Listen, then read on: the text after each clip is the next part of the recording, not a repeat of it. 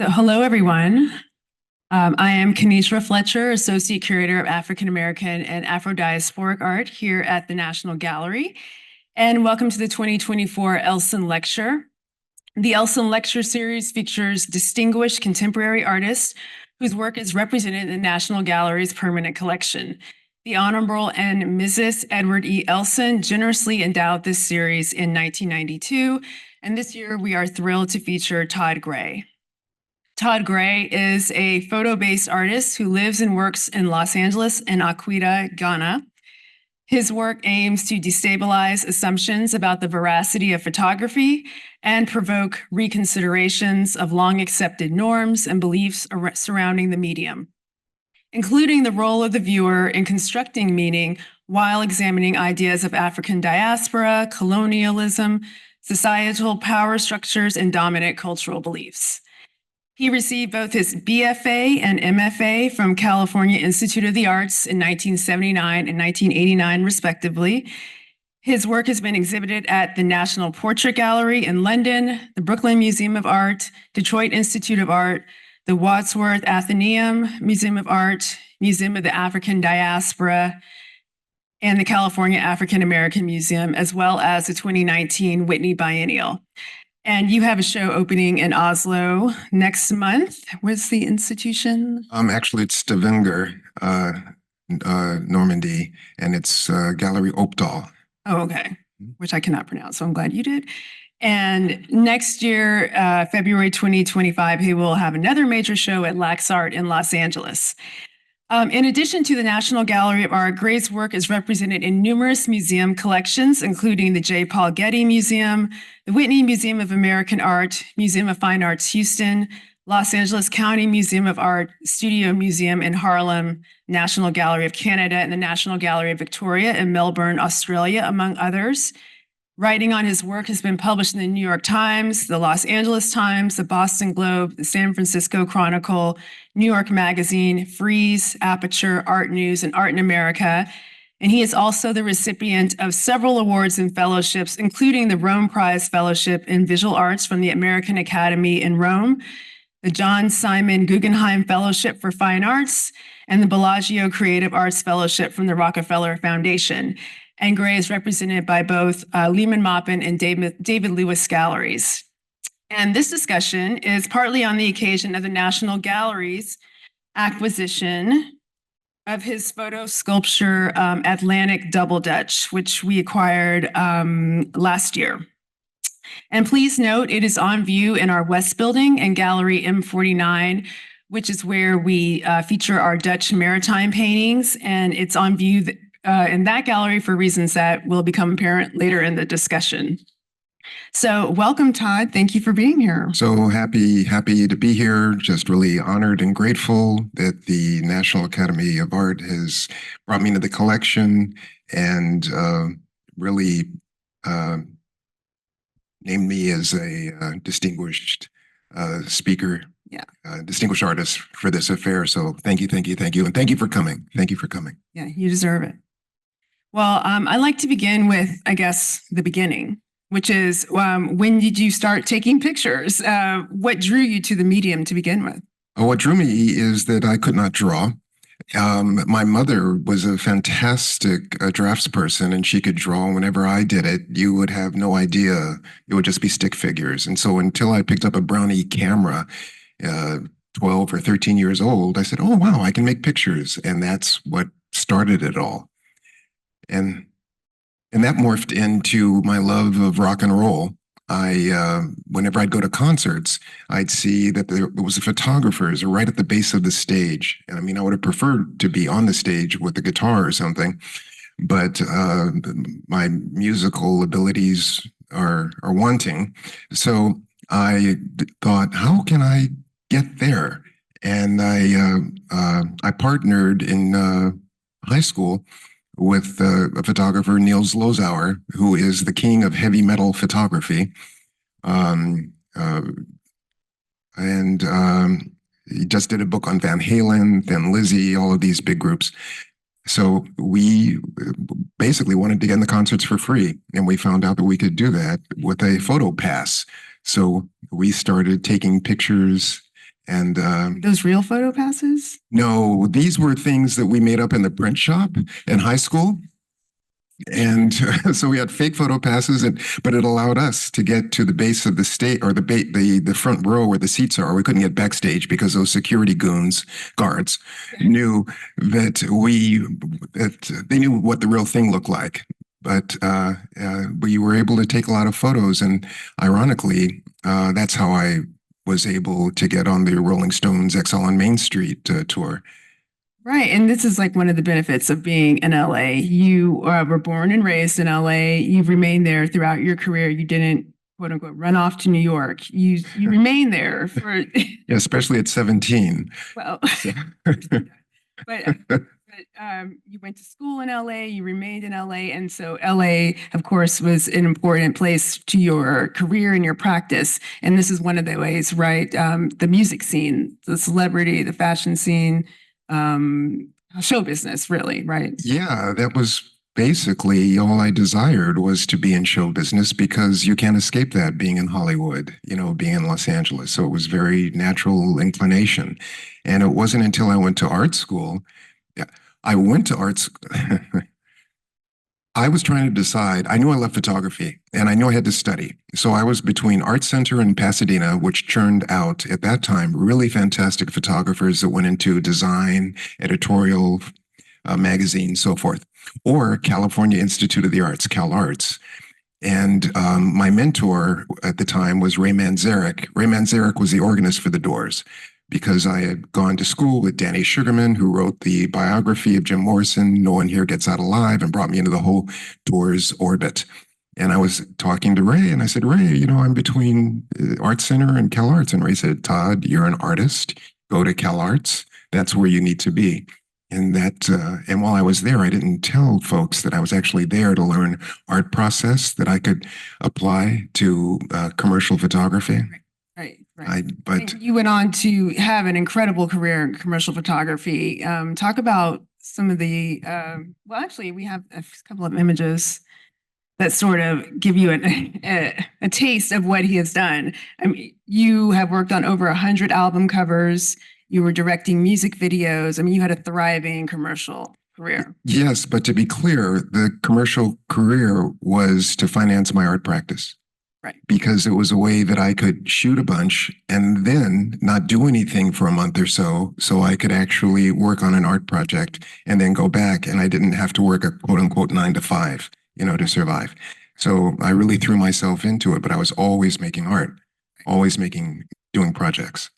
But your commercial photography career was very successful. As some of you might know, you were Michael Jackson's personal photographer beginning in 1979 until 1984. So you were there for, I guess, the end of Off the Wall and through the Thriller phenomenon. Right at the beginning of Thriller, yeah. And right at the beginning of his change in appearance and adapting more European aesthetics to his face and so forth. How did that position come about, by the way?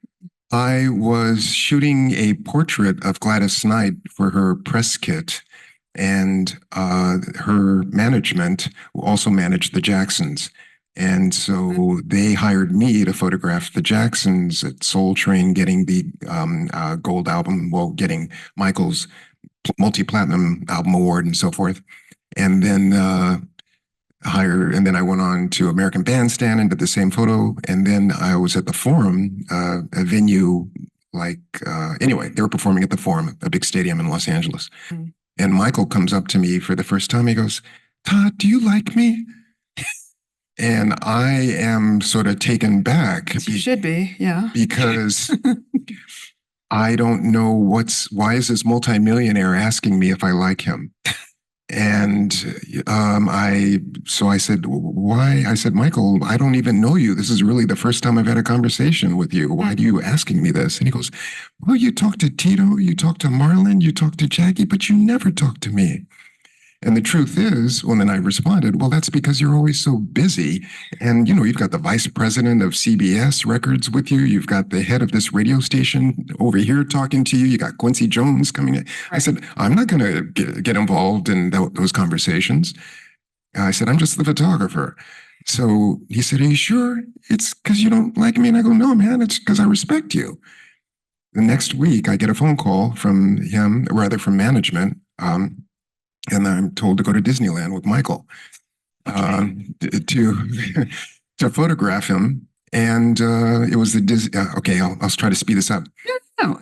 Oh, But that was the launch of it. That trip to Disneyland with that Michael? trip to Yeah. Disneyland. It was the 30th or 25th anniversary. Danny Kaye was hosting it at Disneyland, and I'm shooting these photos of Michael. And then we take a break, and Michael says, "Let's go hit some rides." And I go and to grab my camera, and he goes, "No, no, no, you don't need your camera." And I was like, "Oh, what's going to happen?" And he goes, "We're going to go on the Matterhorn." And all of a sudden, I'm picturing, "Oh, I'm going to get groped by MJ on the Matterhorn." Which did not happen, which did not happen, which did not happen. Okay. Well, in 79. Yeah, and then what I realized, he just wanted to hang out and have fun, and he sensed on me a kindred spirit. And he put me in touch with my inner 13-year-old. Well, that's another question about what kind of impact he had on you working with him. I really got in touch with my inner child because I quickly observed if you said an off-color joke, you were fired the next day around his presence. So it became very clear to me to be childlike and to enjoy it. And after that day at Disneyland, he told management, only hire me. Wow. And I think because of the power dynamic, I didn't try to get close to him. He chose me, and that's what occurred. And then later on, that comes up when I was studying with Alan Sekula, but I guess we'll get to that a little later. But despite your success in the commercial industry, you did face a lot of obstacles. There was what we term apartheid, basically, within the industry. Yeah, if fast forward several years after I've shot maybe 50 album covers, I'm at a meeting.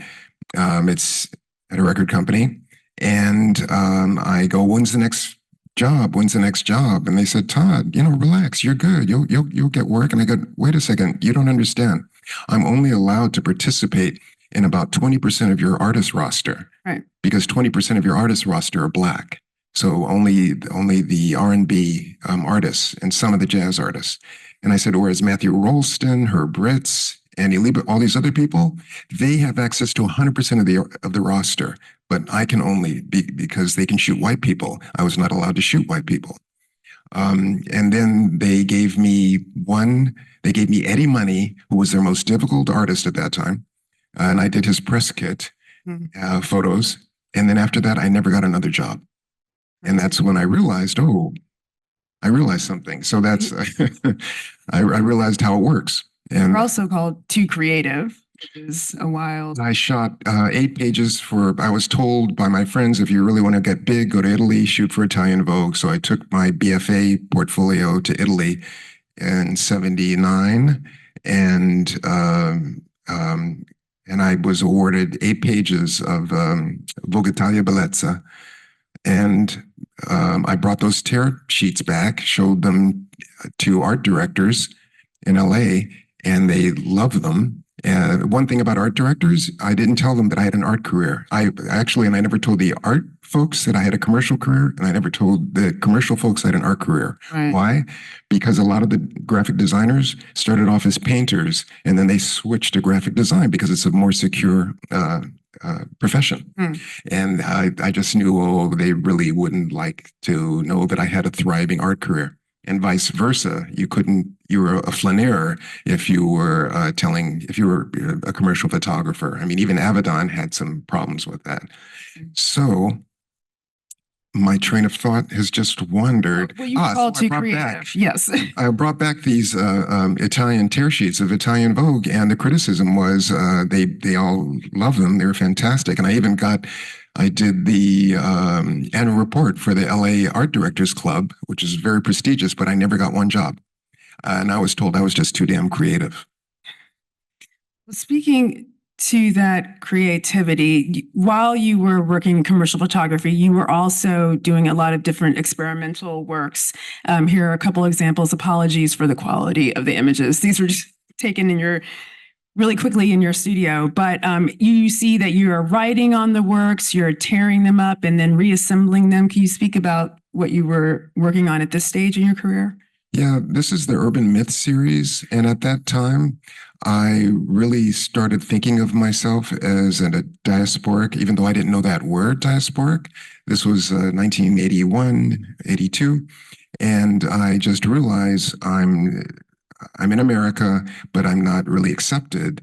But I'm from Europe. I have blood, European blood coming through me. I have African blood, and I'm sort of this floating signifier between these two places. And so I said, oh, these kind of histories, I can create my own history. And that's when I decided to create these images, which I call the Urban Myth series. And I question photography and I question following the rules, because what I've always learned is when you follow the rules, you don't get ahead as a person of color. You have to actually break rules and search out new frontiers that are singular, and in that way, you will have some kind of success. And that came from my parents, where they just said, "Hey, you have to be singular. Whatever you do, you have to be singular." So I just started tearing up the photos, and it was really difficult because I'm a classically trained photographer. To take 4x5 and do them archivally correct and then draw on them, I winced the first time I did that. And then to tear them up. Yeah. And then I felt that, wait a second, why does this hurt me to do it? And I said, I have to investigate this. So I threw myself into it and I developed this whole project. Absolutely. And like I said, you were also doing commercial photography at this time, but eventually you went on to graduate school. Commercial photography was helping pay for graduate school. Yeah. But eventually you decided you had to leave. And when did you know that it was time to leave commercial photography? When I was shooting Eazy-E and gangster rap, and the misogyny and the messages of violence just were not part. It was nothing I wanted to lend my talent to expand that message. And I just thought, you know what, generationally, it's time to hand the baton to some younger cats who understand that, because this isn't where I'm at. Yeah. So I decided to go into academics, and I became a professor at Cal State Long Beach, tenured professor, and now I'm professor emeritus. Okay. But I left the field when gangster rap came in. Fascinating. Okay. So to go back to Cal Arts when you were getting your master's, so that was, okay. So when you left commercial photography, you went on to professorship. Yeah. So let's go back to Cal Arts then. And your introduction to a lot of different writers, and they were through Alan Sekula, who... In my undergrad, I studied with John Baldessari in the 70s, from 77 to 79. He was one of my mentors. That's what they called it at Cal Arts when you work with a professor. And then 87 to 89, so there was a 10-year gap, and I went back to Cal Arts because I picked up an arts journal in the mid 80s, and I did not understand one word in it. The language was so coded, and I didn't understand, what is this word semiotic that's coming up all the time? I didn't know that. And I decided, you know what, I thought I was well prepared. I have an undergraduate from an elite art school. And then I realized I need more study. So I went back, and that's when I studied with Alan Sekula, and got Alan. I wanted to piss off some people in the grad program. Okay. Specifically, like when I went back, I was studying also with Mary Kelly. I was Christian Verdichko, Douglas Crimp, basically the whole October magazine, all the Marxists would come from New York. And in the 70s, I had a performance class. It was Mike Kelly, myself, and Jim Shaw, and a couple other people who were in Laurie Anderson's performance class. And that was in the 70s. Yeah, so Mike that was a great period to be at Cal Arts, was in the 70s. In any event, when I was in this crit class, I brought a whole box of Michael Jackson photos that I had, and I just dumped them on a table. And everybody just went sort of gaga. I mean, all of these hardcore Marxist feminists sort of like, oh, we can't be influenced by pop culture or touching. But it's MJ. And then Kathy Opie went and told Alan Sekula. you should, Todd was Michael's photographer. And so then Alan Sekula calls me into his office and I go, what did I do now? And he goes, oh, I hear you photograph some interesting people, because I did not let anybody at CalArts know that I had this whole music background. And Alan told me, you know what? I want you to read this book list. Bell Hooks, Frantz Fanon, Michel Foucault, Skip Gates, Toni Morrison, on and on and on. And after you've read that, let's talk. And because he wanted me to do a photo text work with my MJ archive. And that's what occurred. Right. And through those readings, you sort of came upon this idea sort of mental colonization, and it sort of affected how you saw Michael Jackson in your work, right? As I was writing, after reading that and after reading Fanon, I was writing about all of these photographs, and I did my thesis on my Michael Jackson archive. And I was analyzing the photographs, signifier, signified, and so forth, and how they were indications of his mental self-hatred, and like conversations where we go, oh, lighten this photograph of my face, or when he'd instruct me to tell the makeup artist to use a different makeup base to lighten him, and things of that nature. So I was privy to that. So it wasn't conjecture, it was actual fact that I had experienced, and I was bringing that to my critique of the photographs I made. In the middle of me writing all this, I realized, and I'm saying, oh, here is a prime example of mental colonization. And I realized, oh God, that's me too. Look at the whole history that I have. Look at my insecurities, my inferiority complex, all of these things. And I was shocked. I had no idea that the culture had actually gotten into my head and affected my idea of self without me knowing. But it was through critiquing Michael that I realized, yeah, I had to look in the mirror myself. And this work sort of to that as well. One author that Sekula did not turn you on to became very important in your practice. Or he did turn me on to it. I never got to him. Oh, okay.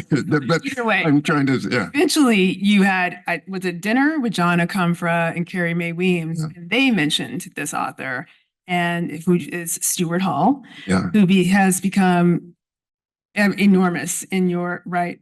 You speak to the significance of him in your work. Well, Stuart Hall brought an element of thinking that was radical. He basically had the premise that dominant culture hegemony cannot be overthrown. It's so all-encompassing that the subjects, us, our power acts through resistance, and by being in a constant state of resistance. And that way we can maintain agency. And so he said, you have to look at whatever is presumed to be normal or normative behavior, or what is called common knowledge or common sense, that you need to question, because the critique really has not come to bear on that thing. And so I thought, how do I bring that to photography? That was my first question. And I thought, well, a photograph is supposed to be rectangular. So I thought, okay, I'm going to introduce curves to it or something. Photography is 2 dimensions. Well, I'm going to bring it into a 3rd dimension. I'm going to put them on top of each other and frame them. This work is sort of showing the beginnings of that. Yeah, that's the very first piece I made, actually. Yeah. Yeah. And then I thought, I just went down a laundry list of everything that is that principles or like conventions of photography to question them, and then to actually shake it up. Right. And I guess if you could speak about this work, because at this point I see it as sort of like a transitional phase for you. Maybe you do or don't, but it's the pieces are not totally overlapped all the way through it, but there is 1 or 2 where it starts to happen. And can you talk about the development of this work and then how it got you to where we are? Yeah, well, you can see the photo sculpture. The background piece, it's a large profile of Michael Jackson on the top section. And then sort of covering this portion of his face is a photograph of a gang member. And that is an extra an actual gang member that was in the Beat It video that I had photographed. And like sort of talk about how you have Michael, but we're sort of seen as criminals nonetheless. And then there's just photographs from, there's a water scene from Ghana, and that tributary goes into the Atlantic Ocean, which brought me here. And this work was originally, you were thinking about it as sort of creating a question mark formation. And so it was all 2D. They were unattached at one point, right? And then yes, and using found frames from I read The Poetics of Space and how material holds histories, and stories. So I got frames from Goodwill and so forth in South LA. That would have been hanging in black or brown homes. But I was configured to like several of these to either make a word or as in this case, an inverted question mark or something else that led me onward to the next area where I got actually more focused and concentrated. So that's a photograph of Chuck Berry and Michael Jackson shaking hands, and sort of like this glitter and combination of these two. That is a Ghanaian going into the bush on a canoe. But what fascinated me about that photograph was that he's wearing British whites, tropical whites. And wow, for a place that's been colonized by Britain, how do you actually want to wear that clothing, which is the clothing of your suppressors? And that's always sort of fascinated me, and I've used that image several times. Right, and you're also in some ways speaking to the limitations of just the single image, right? I mean, when you start to combine these works and start to stack them, you're also allowing for a fuller expansion of whatever concepts or ideas that you're thinking about at the time, right? Yeah, photography is supposed to express a fact. And what I try to do is, and being indexical, what I try to do is make photography a question. And I try to make the viewer conscious that they have to participate in the construction of meaning. So I just present these questions to them in the form of visual material. And hopefully what I'm thinking about, or what's happening, Roland Barthes had said, a photograph, you come to the meaning so quickly, it's almost like you're, fight or flight? You understand it and you assign it a name as quickly as you do anything else. What I wanted to do is make the viewer pause. And so I would give them a conundrum, and then they would have to sort of sort it out and create their meaning, and hopefully be conscious of the fact that they were doing that. So, so you think the information's coming like this from the photo into your cranium to make the viewer aware, no, actually I'm projecting onto it. Right. So that's what really fascinated me and led me to even further to stacking the photos up and define conventions in that way. Right. And it's one way to contend with the history of photography as something that's been used to objectify people, to surveil and to categorize and sort of reinforce certain like constructs of race. But you're using photography, turning it on its head, using it in different ways. And like you said, taking it from 2D to 3D, using irregular shapes, concealing rather than revealing. And then the asymmetry of the work. So it's really just I don't want to curse, but a complete of the medium in a really fascinating way. And also speaks to your commercial photography background, right? Because you're employing some of those skills that you learned from it, the way that you draw the viewer in. Yeah, I've shot for a lot of when I was shooting commercially, I worked for a lot of major magazines, and basically you have to absorb the viewer within a second and a half. The photograph has to have that much impact that you can affect the viewer that quickly. And that was something that was on my head. And that's something I think I've brought into my fine art practice. So that immediate impact of a work. Right, like a work like this that where this is like one of your largest works, right? It certainly is. It's 30 feet. And that was during the Wadsworth. They invited me to participate in the Matrix series, which is really a storied series of great artists given a show. And I looked and I saw who did, I mean, three of my professors at Cal Arts had, like Baldessari, had participated in it. And Great. oh my goodness. So I really wanted to make a substantive work. And fortunately, COVID happened. So I had months to work on this, just months to work on this piece. So it's 30 feet long. It's in, there's 14 works, 14 frame photographs that are combined. And my gallerist at the time, well, still, David Lewis had said, hey, you know, you should look at Rosenquist. And which I knew. And so I look at that work he did at Castelli, where he filled the whole gallery.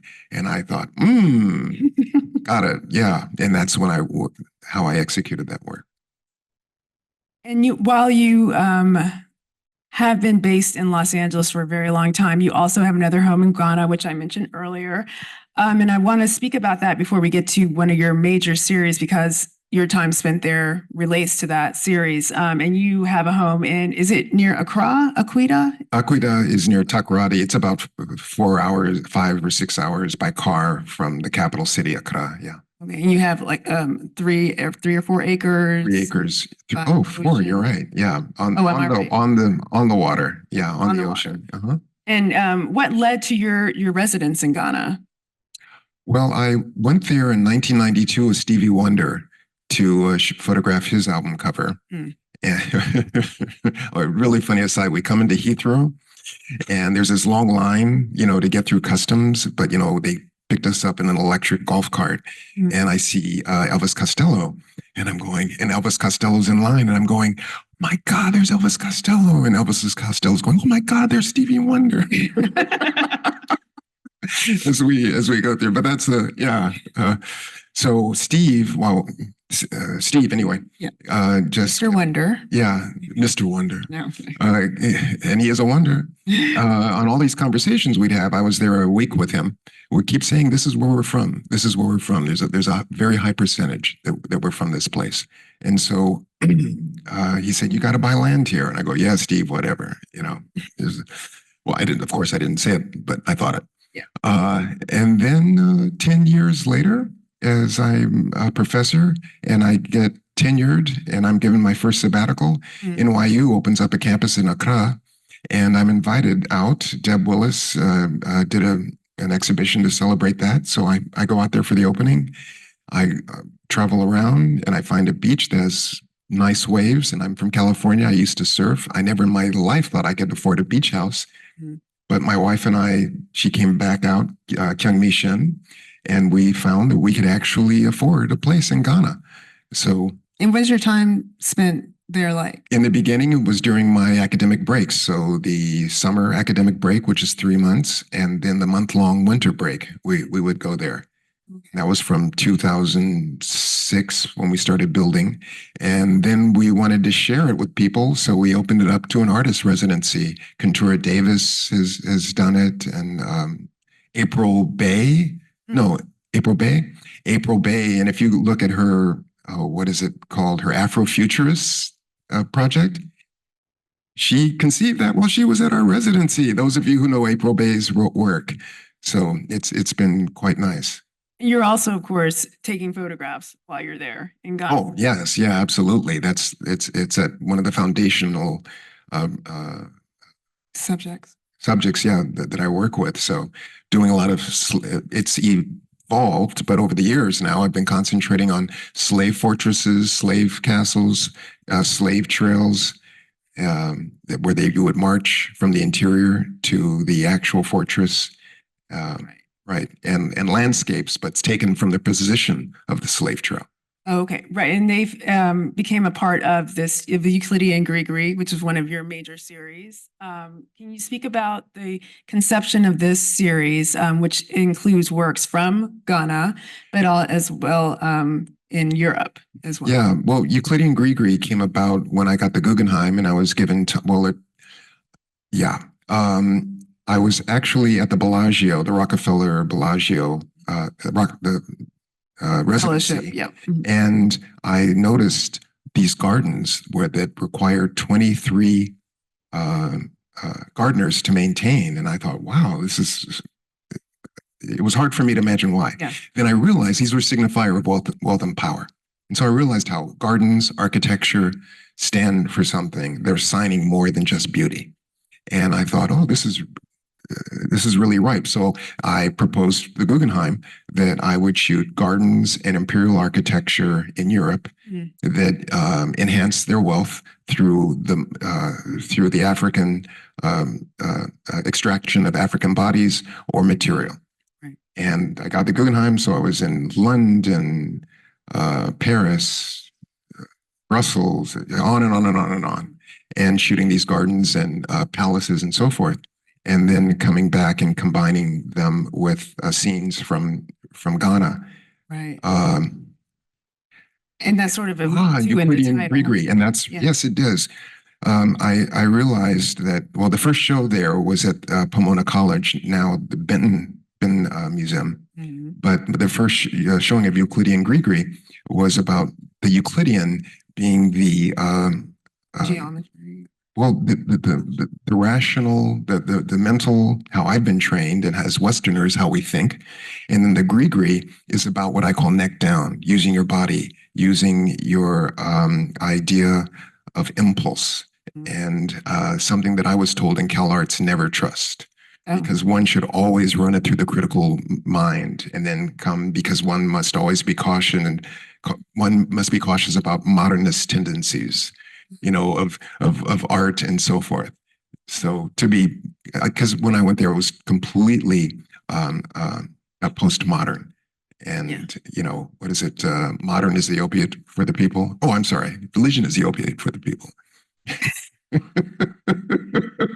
But you're also combining these images and sort of speaking to this notion of the separation between African and European histories, and sort of speaking to how they do overlap, how they are so inextricably intertwined too, no? They're interdependent. They're interdependent. And what's funny, whenever I'd examine slavery, I'd always examine the relationship of America to Africa and so forth, and the Atlantic crossing.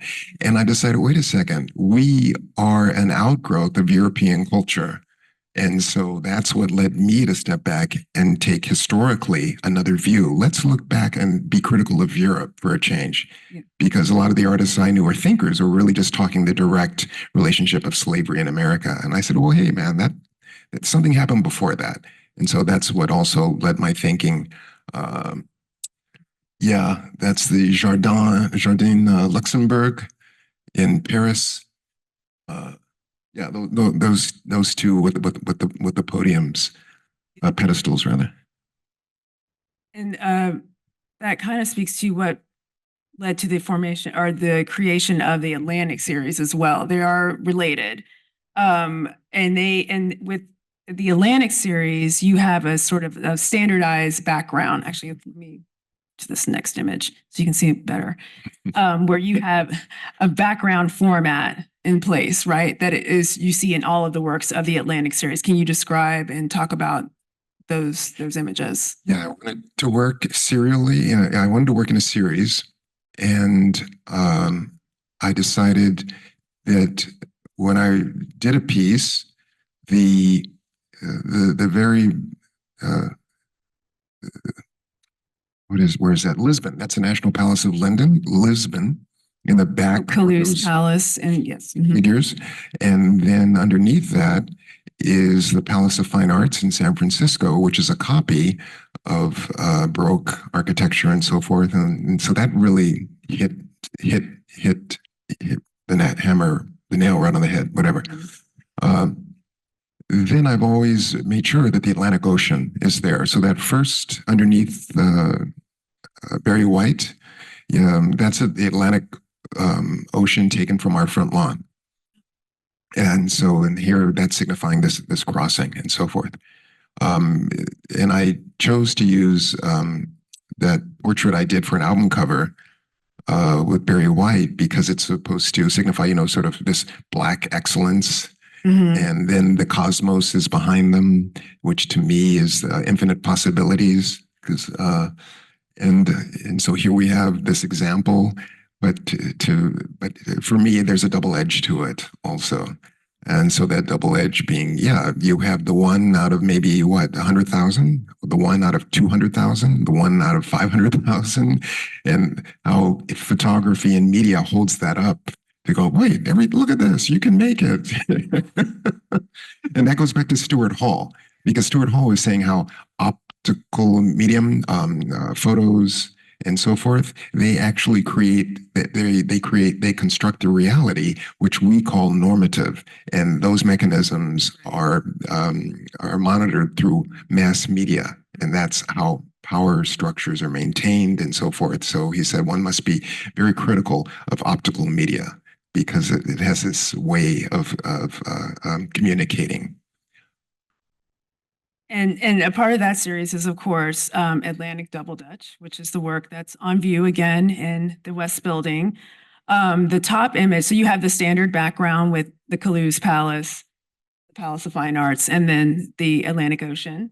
Yeah, but can you go back one? Because I didn't speak of that was in your exhibit, the one on the left, or when it came to LACMA, the Go back? Or, no. here.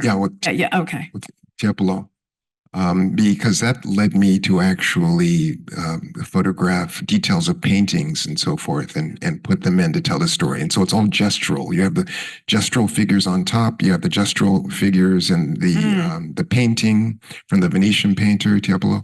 And then you have the gesture of the three Africans who may be looking at the bird, but that's what I'm sort of implying. So it has this internal narrative that sort of collapses time. Now you can go to what to Double Dutch. And right. So I really love these dialogues of narratives and actually this idea of collapsing time. And so there's the time of the doubling of the ocean. Talks about the past, and then you have the current time with those figures in the slave fortress, looking out. Right, and the slave fortress is the Fort St. Anthony Fortress in Axum, Ghana.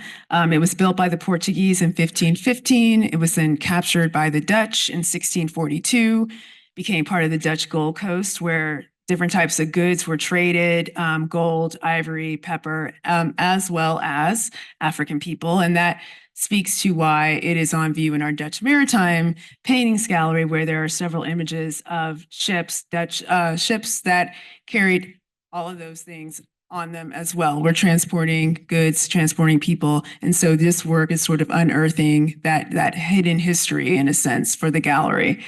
But the fortress remains it's a historic site. It remains, and people can go there, but it's not meant to be seen as the history in your work, right? Because it's the living history, and it speaks to your idea of collapsing time as well, that we're going backward and forward in this work. Yeah, history is porous, and it's actually is woven in and out of this immediate time called now, and that was part of my thinking. And that's why even matching up the horizon line of the two different photographs of the Atlantic Ocean to sort of talk about that. So, and the title is multivalent. I'd love you to talk about the meaning behind it, because there's the doubling. I mean, there's a doubling of the circles, a doubling of the rectangles, but there's also the Dutch, and there's a double Dutch. Yeah, double Dutch was a skip rope game that we played in Chicago. Still do, yeah. Oh, it's double Dutch. People still double Dutch. I think, yeah. And so I just like that playfulness. So underneath this horrificness is this play, but some of the when you play double Dutch, you will also recite rhymes. Yeah. Yeah, like if you're brown, stick around. If you're black, step back. Stuff like that. And if you're white, you're all right. And I was just thinking, my God, these things go into our head while we're playing games. And it's just insidious how it creeps into one's consciousness. But yeah. Right. And I did want to just go into this. Mind you, these are the this is like early 1960s when I was doing this. So hopefully those rhymes aren't being recited anymore. Let's hope. Yeah, let's hope. But just quickly, the image here, I'd love to hear a little bit about how you see the significance of those three Ghanaian men, and what kind of role they're playing in this image. It's about possibility and it's about modernity. And so bringing modernity into this site, which is historical and with the canon there, and looking at the way the decay at the walls, which signify the passing of time and so forth. But nature is there. And then this bird, to me, in flight is hope and is the future, and that they might be, and also perhaps as Africans, there's a little more freedom than from myself as a diasporic individual, but their history and their condition is also affected by this by the slave trade and so forth. Absolutely. So because of the dynamics of greed and power. The dynamics of greed and power, which is basically our whole history. I mean, our whole history. Right. And then the art historical nerd in me can't resist thinking about it in terms of the Rukin figure. Because, I mean, this is the figure, technically, I mean, the translation would be the turned figure, seeing the figure from the back. And it's this figure who's in the foreground, who we're behind and is mediating the image that they are looking at. I hope that makes sense. So we're sort of entering the image through this figure. And I love that you have these men in that position as well, that they're serving as ones that we identify with. They're in this dominant, heroic position that is so rarely seen in art history. And is the next, oh no, can you go back so we can see the whole slide again? Wait, go back to... So we can see the whole, yeah. What I love is the opulence from the castle, this Baroque opulence and so forth.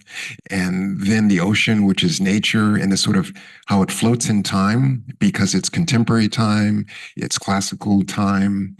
And really what I'm saying is it's the ever-present now, how all of these events affect the current moment. And that's what I really love, because photography is such a fiction. It's a millisecond. You know, it freezes time in a millisecond. And I like the fact that I can freeze time by photographing these palaces or whatever in a millisecond, and then combine it with something else. And so the temporality really floats and is unstable. And it sort of shows how the past is the present and the present is the past. Exactly. We have a little time left, and I thought we might speak a little bit about what you're currently working on. Yeah, I'm working on three shows. Well, You're a busy man? Yes, with success comes... Be careful what you wish for, folks. Okay. So I have this show in Norway. I have a show at Lehman Maupin that opens up in January that I'm working on, and I have a show in LAX Art with Hamza Walker as a curator that I'm working on, and that also opens up in January. But this show just shipped, and I'm also trying to bring in this idea of joy and trying to work with more ideas, or broaden my the narrative or the emotional palette. You know, like colors, I actually work with emotions. And so I'm trying to broaden this emotional palette while maintaining criticality. And so this is of Chuck Berry, one of the photographs I took early on. And that is a basilica in Rome that I had photographed when I received the Rome Prize last year. And so to me, this is the joy and exuberance that music brought me, is sort of like the quote unquote joy and exuberance that the faithful are supposed to participate. But I'm quite, as a non-practicing Catholic, I'm quite critical of that. Right. Well, we have about 10 minutes left, and I'm Curious to know if there's anyone in the audience has any questions for Todd. Don't be shy.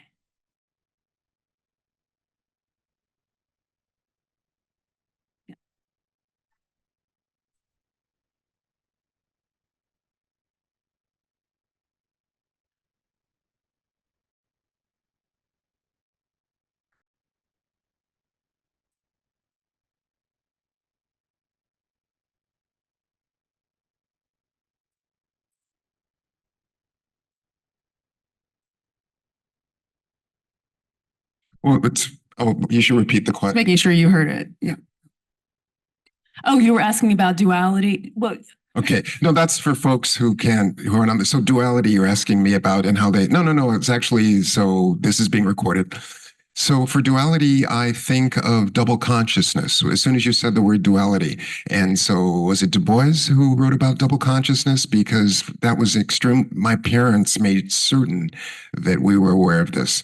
For me, I would have one way I would act in the home, another way I would act in the community, and another way I would act in public spaces.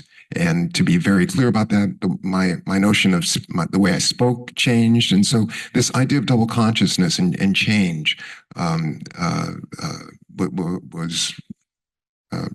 drilled into me from a young age.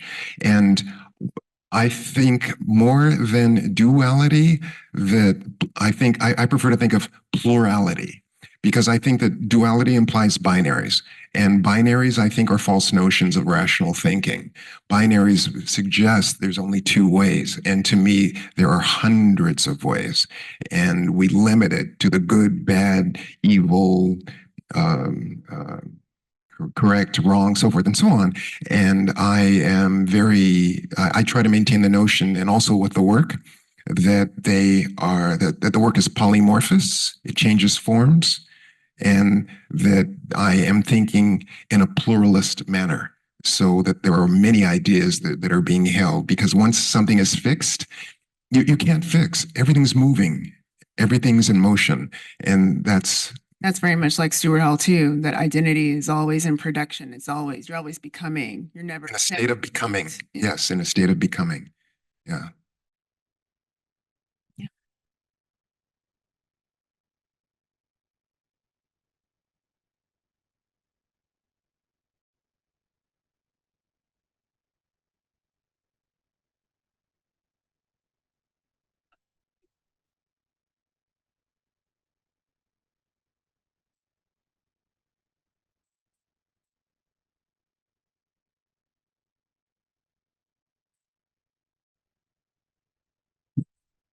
Well, I was at Cal Arts when the pictures generation was coming.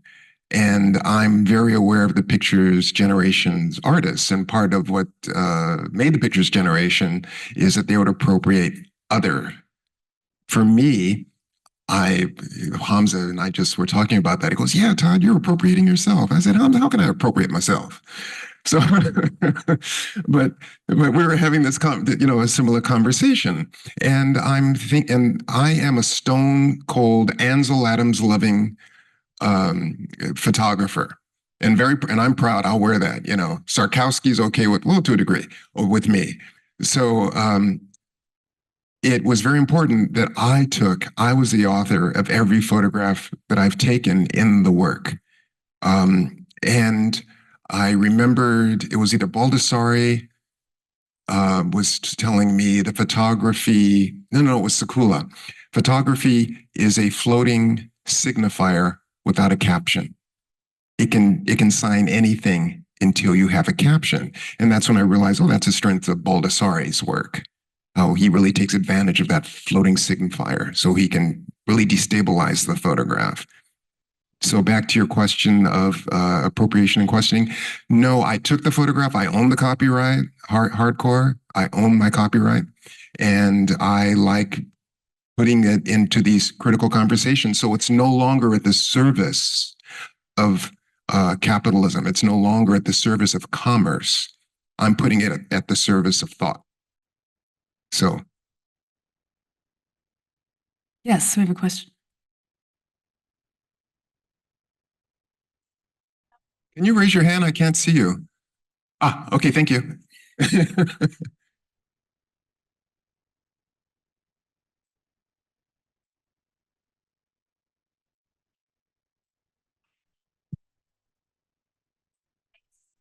that's important.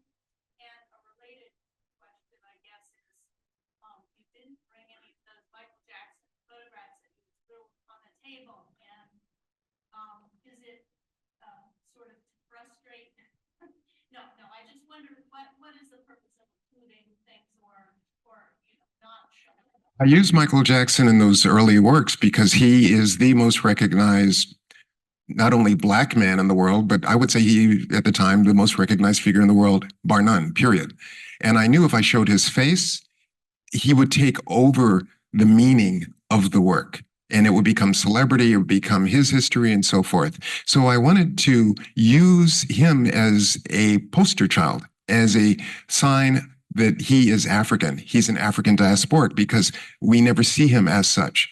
So he signifies African diaspora. So it was a way to get viewers, to lean in because they could recognize something, but not let it stop with him being a pop icon or something of that. Because then there's no longer a critical dialogue of it.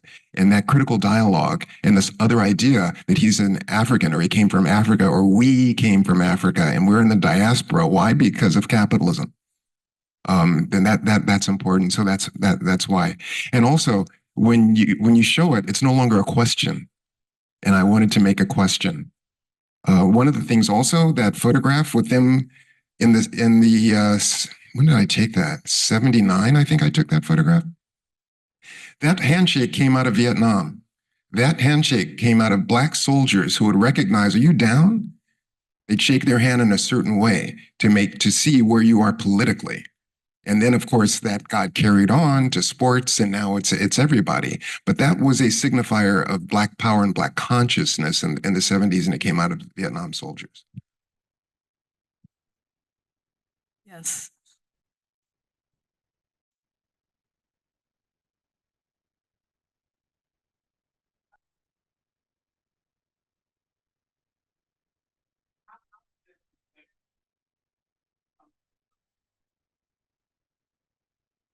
Do you understand the question? Pre-slavery context? Oh, contact. No, I'm not. I'm more interested in my history, and my history began when the exchange of capital and African bodies from Africa to Europe, Africa to the United States. So the exchange that you're speaking of or contact between Europe and Africa is not part of my research.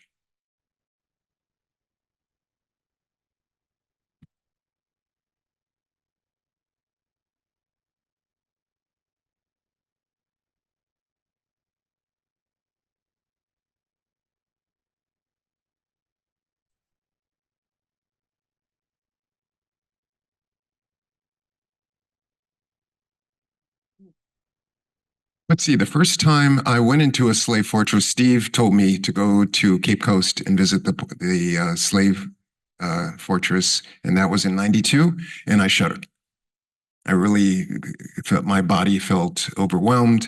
But then as I've been to many slave fortresses and I visited many times, it is now more a fact, and I don't have an emotional response to it. When I put a camera up and I'm looking, I'm not even thinking about how I'm going to use the work. I'm just responding immediately to the visual stimulus. And I'm thinking how I can craft a really fantastic image. And behind me, I have hundreds of images that exist. But I am really trying to respond to what's in front of me and not emote and not really think as well. So that's something, and that comes back to the Euclidean Grigri. I came up in photography where one resolves the image mentally before you actually take it. and to rely on this rational, critical method before going forward. I decided I wanted to be more like a jazz musician, be in that moment, respond, just respond, and don't question that response. And so when I photograph, that's how I am, because I know that underlying that is a lot of the reading that I've done, and I know where I'm after. I know if I craft a work that's too rational, you, the audience, when you see it, you'll be able to discern what it is and you'll let it go. If I use more of my unconscious, it'll be richer, it'll be multi-layered, and it will keep you in dialogue with the work because it will stimulate parts of your thinking process that you may not be conscious of at the moment. And I'm thinking that is the gree part, this other part. So I've in a very serpentine way, I've gone everywhere, so I hope I've answered you. Thank you. Okay, and this will be our last question.